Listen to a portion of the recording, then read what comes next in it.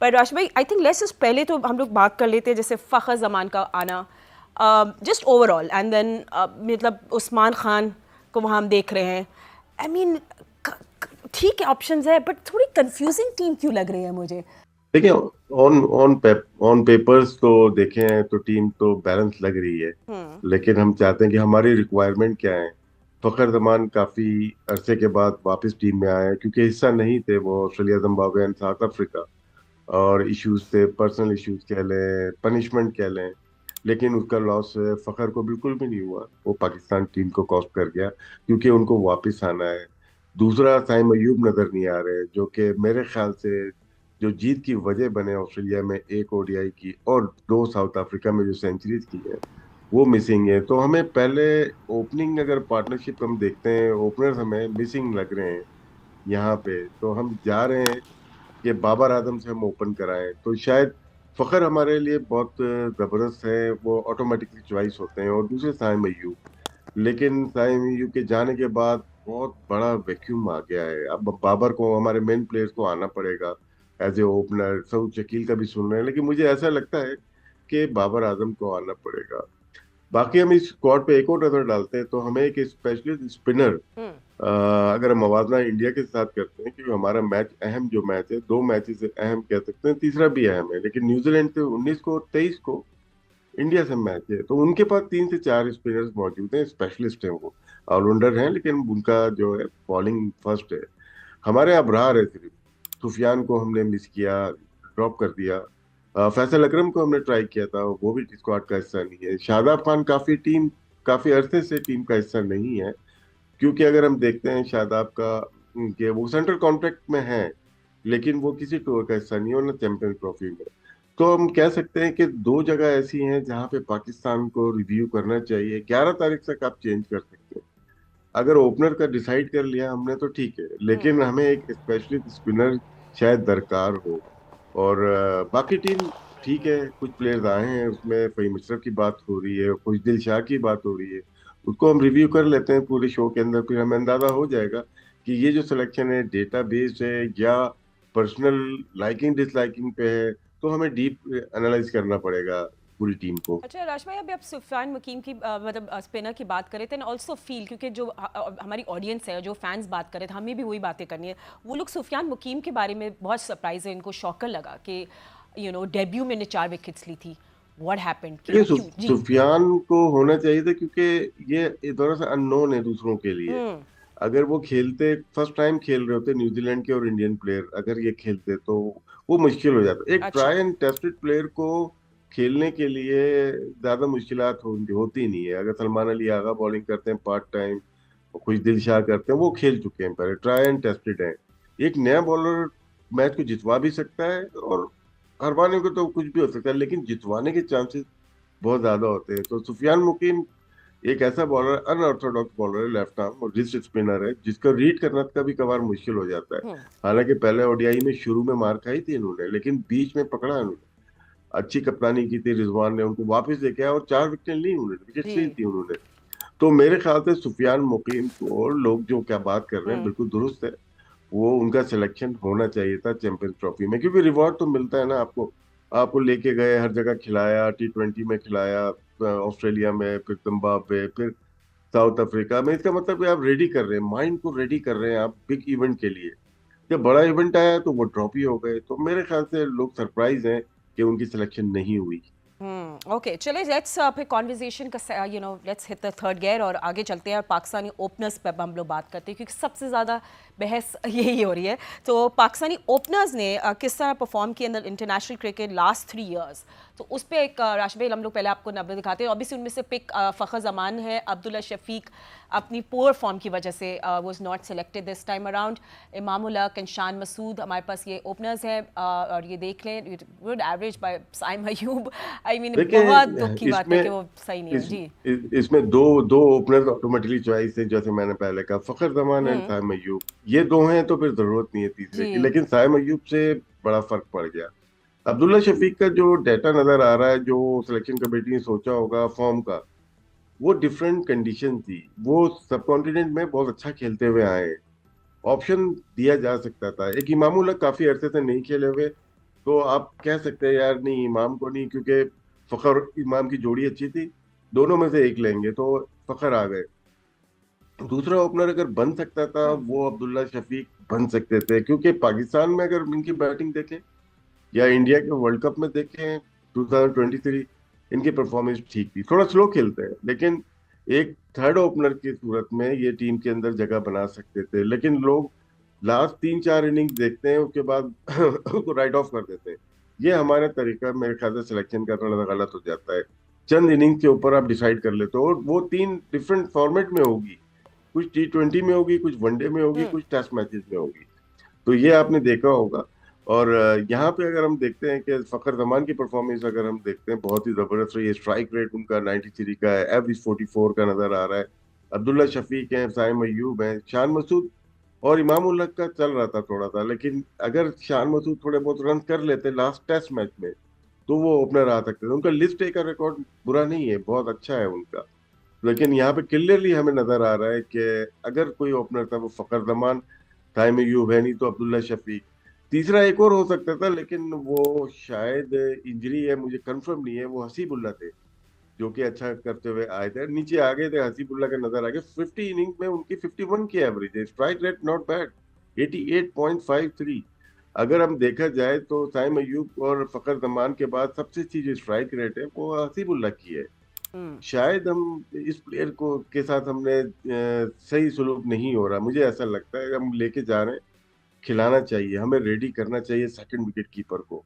तो मेरे ख्याल से हसीबुल्ला एक और ऐसा प्लेयर है जिस पे हम नजर रख सकते थे इस चैंपियंस ट्रॉफी में। नहीं हम बिल्कुल आप सही करें। अगर वापस हम थोड़ा नंबर्स भी देखें हसीबुल्ला के लिस्ट ए में, आई मीन इनका एक्सपीरियंस है, 50 से ज़्यादा उन्हें लिस्ट ए जी। मैचेस खेले हुए हैं, और मतलब 20 plus first class games, average 50 से ऊपर। आई मीन इट्स आपको क्या लगता है वैसे आशिफ भाई, थोड़ा कंट्रोवर्शियल बात करते हैं, पर्सनल नहीं पता है व्हाई व्हाई हिम, और क्योंकि फिर अब लोग इनकी इसको कंपेयर मुझे उस्मान लगता खान है, से भी कर रहे हैं जी। इनकी इंजरी, लेकिन फिर हमें रिपोर्ट हम्म देनी चाहिए हमेशा। जो स्पोर्ट्स कंपनीज होती हैं, क्लब होते हैं बड़े बड़े फुटबॉल के, वो इंजरी की पूरी रिपोर्ट देते हैं कि कितने अरसे के बाद वो वापस आ जाएंगे। हसीब की कोई रिपोर्ट आई नहीं, और मेरे ख्याल से इतना टाइम था। जो फोकस साइम अयूब के लिए कर रहे हैं वो बड़ा प्लेयर हो गया था, आपके लिए बहुत इंपॉर्टेंट था, हर कोई चेयरमैन साहब भी बात कर रहे हैं साइम की। लेकिन कुछ ऐसे प्लेयर होते हैं जो फ्यूचर स्टार होते हैं, उनको निगलेक्ट किया गया। मेरे ख्याल से इनकी इंजरी की रिपोर्ट किसी के पास नहीं आई। वो अगर फिट थे तो वो लाजमी रुकन बनना चाहिए। तो उस्मान खान वनडे नहीं खेले हुए ना, हम्म तो उनको प्रिफेयर किया गया। हम चैलेंज नहीं कर रहे किसी को भी, लेकिन हम अपना पॉइंट ऑफ व्यू सामने रख रहे हैं पाकिस्तानी अवाम के सामने, जियो की तवसत से, कि भाई ये भी तो पॉसिबिलिटीज हो सकती थी, ऐसा क्यों नहीं हुआ। तो नंबर्स अगर हम देखते हैं तो उनके नंबर्स भी बहुत अच्छे हैं, क्या नाम उस्मान के, लेकिन किस नंबर पे हैं। ये डाटा की खास बात यह है कि नया पोजीशन आ रही होगी जो लिस्ट ए में है, अमूमन या इंटरनेशनल में आपकी बैटिंग पोजीशन नंबर कम यूज की जाती है। अगर हम्म हम उस्मान को लेके आ रहे हैं, मैं देखूंगा वो 4 नंबर पे उन्होंने ज्यादा रन किए हैं लिस्ट ए में, या उन्होंने नंबर ओपन ओपन किया हुआ है, तो वहां पे हमें अंदाजा होगा कि कहाँ पे उन्होंने रन किए हैं। तो हमने ज्यादा चांस दिया नहीं, हमने जितनी कोशिश की थी, जितनी प्रिपरेशन की थी ऑस्ट्रेलिया, जिम्बाब्वे और साउथ अफ्रीका की, शायद हम उसके ऊपर पूरे उतरे नहीं, अपने प्लेयर्स को हमने ट्राई नहीं किया। हम पुराने प्लेयर्स पे आ गए वापस, जिस तरह से हम 2024 के T20 वर्ल्ड कप में इमाद और आमिर को, वो भी अच्छे प्लेयर थे, जी लेकिन देखें बैकफायर कर गया वो। अब हमें ये देखना है कि फहीम अशरफ है और खुशदिल शाह है, सऊद शकील है, ये कहीं पे भी हमारे प्लान में नहीं थे, हमारा हिस्सा नहीं थे प्लानिंग का, लेकिन अचानक से लेके आया गया है, तो कोई ना कोई रीजन तो होगा। मैनेजमेंट ने सोचा होगा। कप्तान की राय इतनी ज्यादा शामिल नहीं इस टीम के अंदर, मुझे ऐसा लगता है, क्योंकि वो जिस तरह से टीम बना रहे, कप्तान तो वही थे, अगर उन्होंने टीम बनाई है तो मैं उनसे बहुत ज्यादा क्वेश्चन करना चाहूंगा फिर। चले हम आपका one on one session plan करते हैं कैप्टन के साथ। बट राशि भाई आपको फिर मतलब हम वापस अगर ओपनिंग की बात आते हैं, हम वी हैव वन ओपनर, तो आपको क्या थोड़ा स्ट्रैटेजी समझ आ रही है कि हम लोग शायद एक्सपेरिमेंट करें match to match with opening pair, या आपको लगता है कि अगर बाबर ही आएंगे तो with through out tri series और चैंपियंस ट्रॉफी में उन्हीं को ओपन करते हुए हम देखेंगे, या सुनने में कैप ये जी आया कि जब साइम अयूब जब अनफिट हुए, फिर बाबर ने ओपन की, तो वहीं पे इन्होंने डिसाइड कर लिया था साउथ अफ्रीका में अच्छा कि हमारे जो नेक्स्ट ओपनर होंगे ओडीआई में वो बाबर आजम ही होंगे। अब ये हॉर्सेस फॉर कोर्सेज बनता नहीं है बाबर जैसे प्लेयर के लिए कि वो आज करेंगे ओपन और कल नहीं करेंगे। बाबर हम्म। ही करेंगे अगर करेंगे तो। और दो क्रूशियल मैचेस हैं हमारे, स्टार्ट के दोनों मैचेस बहुत अहम है। और बाबर आजम पे पूरी पाकिस्तान बिलीव करता है, और अभी भी फखर और बाबर ऐसे प्लेयर है जो कि पाकिस्तान को एक खोया हुआ वकार दिला सकते हैं, अच्छी बैटिंग कर सकते हैं, दोनों में सलाहियत भरपूर है। लेकिन फिर हमें ये देखना है नंबर 3 पे हम किसको लेके आएंगे, नंबर 4 पे तो रिजवान खेल ही रहे हैं, और उसके बाद हमारा बैटिंग ऑर्डर क्या होगा। लेकिन ऑप्शन हमारे पास, शायद हमने जो ओपनर्स नहीं लिए, यही था कि हम बाबर आजम से ही हम ओपन करने जा रहे हैं, क्योंकि शायद T20 में वो करते हुए आए हैं। हम्म। अब उनकी पेस का नहीं पता किस पेस से खेलेंगे, पावर प्ले में कैसे खेलेंगे, मिडिल ओवर में कैसे खेलेंगे, और पहुंचते हैं अगर डेथ ओवर तक, लास्ट 10 ओवर तक, उसमें कैसी बैटिंग करेंगे। एब्सोल्युटली। और अब हम लोग थोड़ी सी बात ज़रूर करेंगे about middle order as well. बहुत सारे मिडिल ऑर्डर बैट्समैन हैं हमारे पास, but just after short break, so stay with us, don't go anywhere. हम डिस्कस करें चैंपियंस ट्रॉफी 2025 की स्क्वाड।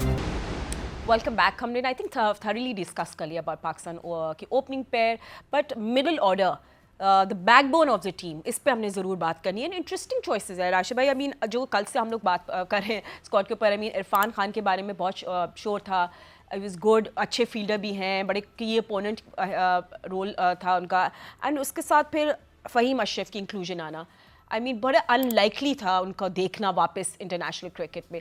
बट इससे पहले हम पूरा एनालिसिस करेंगे मिडिल ऑर्डर के, तो ये भी मैंने आपसे बात ज़रूर पूछनी थी। तो देखिए, फ़हीम अशरफ का अचानक हुआ, क्योंकि एक दिन पहले तक हम समझ रहे थे आमिर जमाल टीम हम्म। में, जो टीम आई थी हमारे पास वो 15 मेंबर्स थी, उसमें फ़हीम अशरफ नहीं थे। शायद आमिर जमाल को कोई इंजरी हो या कुछ ऐसी चीज हो गई हो जिसकी वजह से वो टीम में नहीं है। अगर बैटिंग देखी जाए तो बहुत तगड़ी रही है उनकी बैटिंग। आमिर जमाल की बॉलिंग में आप कह सकते हैं इंजरी या इकॉनमी रेट जरा हाई है। एक्सपीरियंस ज्यादा है फ़हीम अशरफ को, लेकिन फ़हीम अशरफ को जहाँ पे होना चाहिए था T20 के स्क्वाड में, वर्ल्ड कप में, लास्ट वर्ल्ड कप और ऑस्ट्रेलिया में, उसमें नहीं थे, उससे हमें नुकसान जरूर पहुंचा। अब गैप आया है इनकी क्रिकेट में, इंटरनेशनल क्रिकेट में गैप आया है कि बड़ी टीम में प्लेइंग 11 में जगह बनाने के लिए। प्लेयर अच्छे हैं, लेकिन शायद इनका तरीका सिलेक्शन का सही नहीं है। क्या हम इनको लेके गए थे, या इतने ही अच्छे थे जिस तरह से स्टैट्स बताते हैं, तो ये ऑस्ट्रेलिया टूर पे क्यों नहीं गए, जिम्बाब्वे एंड साउथ अफ्रीका क्यों नहीं गए, इनको सेंट्रल कॉन्ट्रैक्ट क्यों नहीं किया? सवाल तो हम पूछ सकते हैं ना। भले परफॉर्मेंस आगे जाके अच्छे हों, बेस्ट विशिज हो इनको, लेकिन ये क्राइटेरिया शायद हमारे, हम अवाम के साथ जुड़े हुए लोग हैं, हमें अवाम की बात भी सुननी है। क्या यही तरीका है हमारी सिलेक्शन के लास्ट मोमेंट पे हम टीम चेंज कर दें? और जब इतना प्लान किया हुआ है कि हम इस टूर पे ले जाएंगे, शाहीन से खिलाएंगे, वहां पे किसी भी पार्ट में ये पार्ट नहीं रहे, तो ये हम्म। रेस तो क्वेश्चन हो रहा है। और शायद मेरे ख्याल से सही क्वेश्चन रेज हो रहा है कि फ़हीम अशरफ की इंक्लूजन लोगों की समझ में नहीं आई। अगर हम मिडिल ऑर्डर देखते हैं, बैटर जी। देखते हैं, ये टॉप ऑर्डर में बाबर आजम तो ऊपर चले गए, अगर तो हमारे पास रिजवान नंबर 4 पे आ गए, कामरान गुलाम नंबर 3 पे आते हुए नजर आ रहे हैं। अब उनका उनका तजर्बा बहुत ज्यादा नहीं है, टेस्ट क्रिकेट में भी आए जज्बाती, बहुत अच्छी बैटिंग की उन्होंने स्पिनर्स पे, 100 किए फिर 50 किए, उसके बाद से वो रंग नजर नहीं आया जिसके लिए मशहूर है स्पिनर्स पे खेलने के लिए। कामरान गुलाम को भी हम देखते हैं तो 106 की स्ट्राइक रेट अच्छी है इनकी, तीसरे नंबर पे जाके 100 भी किया जिम्बाब्वे में इन्होंने। सलमान अली अगर 6 नंबर पे अगर चले जाते हैं तो ज्यादा बेहतर होगा, क्योंकि 5वें नंबर पे आएंगे अपने सऊद शकील को मैं देख रहा हूँ वहां पे आते हुए। सऊद शकील की भी परफॉर्मेंस अच्छी है वनडे के लिए, क्योंकि वो स्ट्राइक को रोटेट करते हैं। 90 प्लस अगर स्ट्राइक रेट है, स्ट्राइक को रोटेट करते हैं, सिंगल डबल लेते हैं, ज्यादा रेशियो ज्यादा है उनका, बीच में किसी वक्त भी वो अच्छी स्वीप खेल के बाउंड्री लगा सकते हैं। तो बैटिंग तो बनती हुई है, हम जो हमें fill fill in the blank है, हम उसको फिल करते हुए जा रहे हैं कि हमारी बैटिंग ये पॉसिबिलिटीज हो सकती हैं। ताहिर तैयब बहुत ज्यादा बैटिंग इनकी आई नहीं, अगर हम फेज वाइज देखते हैं, 11 से 40 ओवर में, बल्कि 30 से 40 ओवर में इन्होंने ज्यादा बैटिंग की है, और 41 से 50 ओवर में स्ट्राइक रेट उनका अच्छा है। अगर हम बात करते हैं इरफान खान से, हम कंपेयर करते हैं, तो शायद ताहिर तैयब 128 और 145 के स्ट्राइक रेट पे स्क्रीन पे नजर आ रहा होगा। लेकिन फील्डिंग अगर देखी जाए, नया टैलेंट हम्म। देखा जाए, तो इरफान खान ने आदि जो हम बना रहे थे और लोग लाइक भी कर रहे थे उनको कि वो अच्छे प्लेयर हैं, किसी वक्त भी कर सकते हैं, उनको 4 से 8 बॉल मिली हैं शायद जिम्बाब्वे और स्टुअर्ट के ऊपर, ज्यादा मौके नहीं मिले, इसलिए स्टैट जस्टिफाई नहीं करते एक टैलेंट को सही कभी कभार। तो इरफान खान के साथ ऐसे ही हुआ है कि 8-10 बॉल के ऊपर हम स्ट्राइक किस तरह से ले सकते हैं। तो वो जो आपने सवाल किया था, वाकई में इरफान खान एक ऐसा प्लेयर था जो फ्यूचर है पाकिस्तान का, तो वो उनको भी लोग मिस करेंगे। ठीक है। अच्छा, आपने एक दफ़ा बैटिंग एवरेज भी देख लेते हैं और बैटर्स और in ODI since 2022। Let's have a look at that slide as well. थोड़े नंबर्स आपको दिखाते हैं। जी, अगर हम देखते हैं बाबर आजम और रिजवान तो टॉप पे ही रह रहे हैं। एक से अगर हम फेज वाइज देखते हैं, 69 शुरू में आउट ही नहीं होते बाबर आजम, तो उनकी 69.6 की उनकी है, कि आप कह सकते हैं कि उनकी एवरेज है। फिर उसके बाद मिडिल ओवर में 64.61 की है, बहुत जबरदस्त है। लास्ट ओवर में कभी कभार बैटिंग आती है क्योंकि बहुत लंबा हो जाता है। 40 ओवर अगर एक बैटर बैटिंग कर रहा है एज ए ओपनर, तो इनफ है मेरे ख्याल से टीम के लिए। मोहम्मद रिजवान को देखें, वो मिडिल ओवर में किस तरह से बैटिंग करते हैं, वो भी थोड़ा स्लो साइड पे है रिजवान। वो गियरिंग को बिल्ड करते हैं, उनका साथ वाला पार्टनर ओपनर होता है या वन डाउन होता है, वो अपने गेम को तेज कर रहा होता है। तो इस रिजवान को एक एंकर वाला रोल करना पड़ेगा जो टीम को लेके चले आखिर तक। लेकिन इनको भी इम्प्रूवमेंट की जरूरत है अपनी स्ट्राइक रेट में, क्योंकि ये आईसीसी की जब मतलब टूर्नामेंट है, यहाँ पे बायलैटरल की तरह नहीं खेलना पड़ेगा, यहाँ पे थोड़ा अग्रेसिवली आपको तेज खेलना पड़ेगा।